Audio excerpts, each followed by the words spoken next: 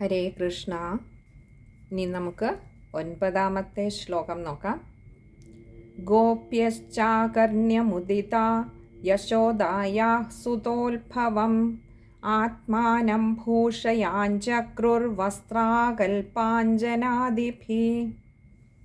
ഇനി നമുക്ക് അതിലെ പദങ്ങളുടെ അർത്ഥം നോക്കാം. നമ്മൾ തൊട്ടു മുൻപുള്ള ശ്ലോകത്തിൽ ഗോപന്മാർ എങ്ങനെയാണ് ഭഗവാന്റെ ആ ഒരു നല്ല ദിവസം, പുണ്യ ദിവസത്തിന് അണിഞ്ഞൊരുങ്ങിയത് എന്നായിരുന്നു കണ്ടത്. ഗോപന്മാർ വരുന്ന കാഴ്ചയാണ് നമ്മളെ കാണിച്ചു തന്നത്. ഇവിടെ അടുത്തതിനെയും ഗോപസ്ത്രീകളുടെ കാര്യമാണ് വ്യാസഭഗവാൻ നമുക്ക് കാണിച്ചു തരുന്നത്. അവരെങ്ങനെയാണ് അണിഞ്ഞൊരുങ്ങിയത്, അവരുടെ ആ വരവുകളൊക്കെയാണ് ഇനിയുള്ള 2-3 ശ്ലോകത്തിലായിട്ട് നമുക്ക് കാണിച്ചു തരുന്നത്. നമുക്കപ്പോൾ പദങ്ങളുടെ അർത്ഥം നോക്കാം. ഗോപ്യശ്ചാകർണ്യ, ഗോപ്യഃ ച ആകർണ്യ, ഇങ്ങനെ 3 വാക്കുകൾ ചേരുന്നതാണ് ഗോപ്യശ്ചാകർണ്യ. ഗോപ്യഃ എന്നാൽ ഗോപസ്ത്രീകൾ, ആ ഗോപികൾ. ഗോപ്യഃ ച എന്നുകൂടി ചേർത്തിട്ടുള്ളതുകൊണ്ട് ഗോപസ്ത്രീകളും എന്ന് നമുക്ക് എടുക്കണം അവിടെ. കാരണം ഗോപന്മാരെല്ലാവരും വന്ന കാര്യം നമ്മൾ കണ്ടു. ഇനി അടുത്ത് ആ ഗോപികളും, അവിടെ ഗോപസ്ത്രീകളും തയ്യാറെടുക്കുകയാണ്. ആകർണ്യ കേട്ടിട്ട്. എന്താ? മുദിത. മുദിത എന്നാൽ വളരെ സന്തോഷപൂർവം, വളരെ സന്തുഷ്ടകളായിട്ടിരിക്കുകയാണ് അവരിപ്പോൾ. അങ്ങനെ വളരെ സന്തോഷത്തോടു കൂടിയാണ് അവരുടെ ആ ഒരു വരവ്. അപ്പോൾ ഈ ഒരു വാർത്ത കേട്ടിട്ട് എന്ത്?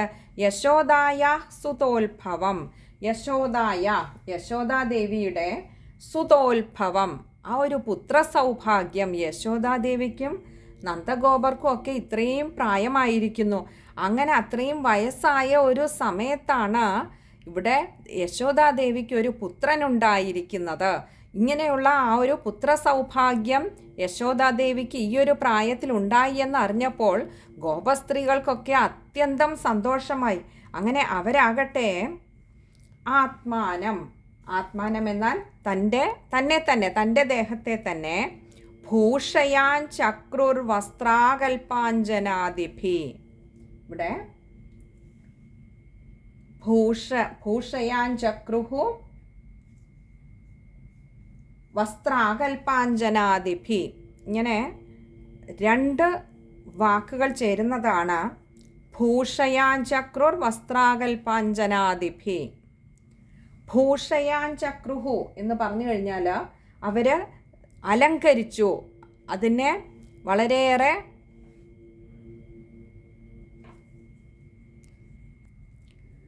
സുന്ദരതരമാക്കി മാറ്റി, അതിനെ അലങ്കരിച്ചു. ആരെ? തന്നെ എന്നാണ് പറഞ്ഞത്. ആത്മാനം ഭൂഷയാൻ ചക്രൂർ, തൻ്റെ തന്നെ ദേഹത്തെ അവർ അലങ്കരിച്ചു. എങ്ങനെ? വസ്ത്രാകൽപാഞ്ജനാദിഭി. വസ്ത്രാകൽപ എന്ന് പറഞ്ഞാൽ വസ്ത്രങ്ങൾ, ആകൽപ എന്ന് പറഞ്ഞു കഴിഞ്ഞാൽ ആഭരണങ്ങളാണ്. അപ്പോൾ വസ്ത്രങ്ങളും ആഭരണങ്ങളും, പിന്നെയോ അഞ്ജനാദിഭി, അഞ്ജനം തുടങ്ങിയവയെ കൊണ്ട്, കണ്ണെഴുതുന്ന അഞ്ജനക്കൂട്ട്, പണ്ടൊക്കെ കണ്ണെഴുതാൻ അഞ്ജനക്കൂട്ട് ഉണ്ടാക്കുമായിരുന്നു വീടുകളിൽ. അപ്പോൾ കണ്ണെഴുതുന്ന അഞ്ജനക്കൂട്ട് തുടങ്ങിയവയെ ഉപയോഗിച്ച് തങ്ങളെ തന്നെ അലങ്കരിച്ചു എന്ന് പറഞ്ഞാൽ ഗോപസ്ത്രീകളുമൊക്കെ വളരെ ഭംഗിയായിട്ട്, വളരെ അഴകിൽ അണിഞ്ഞൊരുങ്ങി. കാരണം തങ്ങളുടെ വീട്ടിലൊരു ഉണ്ണി പിറന്നതിനേക്കാൾ സന്തോഷമാണ് ഇപ്പോൾ തങ്ങൾക്കൊക്കെ ഉണ്ടാകുന്നത്. തങ്ങളുടെ യശോദാമ്മയ്ക്ക് ഒരു പുത്ര സൗഭാഗ്യം ഉണ്ടായി എന്ന് പറയുമ്പോൾ, അതുകൊണ്ട് തന്നെ അങ്ങനെ ഒരു ഉണ്ണിയെ കാണാൻ പോകുമ്പോൾ, അല്ലെങ്കിൽ ആ ഉണ്ണിയുടെ ഒരു ജാതസംസ്കാര ചടങ്ങിൽ പങ്കെടുക്കുമ്പോൾ ഏറ്റവും സന്തോഷവതികളായിട്ട്, അത്യന്തം സുന്ദരികളായിട്ട് വേണം തങ്ങൾ ഓരോരുത്തരും പോകാൻ എന്ന് തീരുമാനിച്ചുറപ്പിച്ചുകൊണ്ട് തങ്ങളുടെ കൈകളിലുള്ള ഏറ്റവും വിശേഷപ്പെട്ട വസ്ത്രങ്ങൾ, ആഭരണങ്ങളൊക്കെ എടുത്ത് അണിഞ്ഞു. പിന്നെയോ അഞ്ജനക്കൂട്ട് തുടങ്ങിയ അണിഞ്ഞൊരുങ്ങുന്നതിനുള്ള സാധനങ്ങളുമൊക്കെ ഉപയോഗിച്ച് തങ്ങളെ തന്നെ ഒന്ന് അലങ്കരിച്ചു. ഇവിടെ ഗോപസ്ത്രീകളും തയ്യാറായിരിക്കുകയാണ് ഇപ്പോൾ ആ ഉണ്ണിയെ ഒന്ന് കാണാനായിട്ട്. കഴിഞ്ഞില്ല, ഇനി ഗോപസ്ത്രീകളുടെ വരവൊക്കെ നമുക്ക് വരുന്ന ശ്ലോകങ്ങളിൽ കാണാം. അപ്പോൾ പറയാണ്, അങ്ങനെ ഗോപസ്ത്രീകളും ഗോപന്മാരുമൊക്കെ ആ യശോദാദേവിക്കും നന്ദഗോപർക്കും പുത്ര സൗഭാഗ്യം ഉണ്ടായി എന്നറിഞ്ഞപ്പോൾ അത്യന്തം സന്തുഷ്ടരായിട്ട് ഏറ്റവും ആഹ്ലാദവതികളും ആഹ്ലാദം ഉള്ളവരുമായ ഗോപന്മാരും ഗോപസ്ത്രീകളുമായി മാറിക്കൊണ്ട് അവർ കൊട്ടാരത്തിലേക്ക്, ഇവിടെ നന്ദഗോപരുടെയും യശോദാമ്മയുടെയും കൊട്ടാരത്തിലേക്ക്, അവിടുത്തെ ആ ഒരു നാട്ടുവാഴിയാണ് നന്ദഗോപർ അല്ലേ. അപ്പോൾ ആ നന്ദഗോപരും യശോദാമ്മയും ഒക്കെ തങ്ങളുടെ പ്രജകളെ അല്ലെങ്കിൽ തങ്ങളുടെ ഗ്രാമത്തിലുള്ള ആ ഗോപന്മാരെയും ഗോപസ്ത്രീകളെയും ഒക്കെ എത്രമാത്രം നന്മയോടുകൂടി എത്രമാത്രം നല്ല രീതിയിൽ സംരക്ഷിച്ചിരുന്നു എന്നതിനൊരു തെളിവ് കൂടിയാണിത്. തിരിച്ച് തങ്ങളുടെ ആ ഗ്രാമാധിപതിക്ക് ഇങ്ങനെ ഒരു ഉണ്ണി ഉണ്ടായി, അല്ലെങ്കിൽ അവരുടെ കൊട്ടാരത്തിൽ ഇങ്ങനെ ഒരു സന്തോഷമുണ്ടായി എന്നറിയുമ്പോൾ ഇവിടെ ഈ ഗോപന്മാരും ഗോപസ്ത്രീകളും ഇത്രയേറെ അണിഞ്ഞൊരുങ്ങി കാഴ്ചദ്രവ്യങ്ങളുമായി ആ ഉണ്ണിയെ കാണാൻ പുറപ്പെടണമെങ്കിൽ അവരുടെ സന്തോഷം, തങ്ങളുടെ ഗ്രാമാധിപതിയുടെ സന്തോഷം തങ്ങളുടെയാണ്, അല്ലെങ്കിൽ അത് സ്വയം ഏറ്റെടുക്കുന്ന ഒരു കാഴ്ചയാണ് നമ്മളിവിടെ കാണുന്നത്. പിന്നെ ഇതൊന്നും പോരാത്തതിനാകട്ടെ ആരാണ് പിറന്നിരിക്കുന്നത്? നമ്മുടെ സാക്ഷാൽ പൊന്നുണ്ണിക്കണ്ണനാണ്. ആ ഉണ്ണിയെ കാണാൻ വേണ്ടിയിട്ട് ഇവർ തിടുക്കം കൂട്ടിയെങ്കിൽ, ഇവർ ഇത്രയും അണിഞ്ഞൊരുങ്ങിയെങ്കിൽ അത്ഭുതപ്പെടേണ്ടതുണ്ടോ? ആരാണ് അവരെ അങ്ങോട്ടേക്ക് വരുത്തുന്നത്? ആ സാക്ഷാൽ ഭഗവാൻ തന്നെ.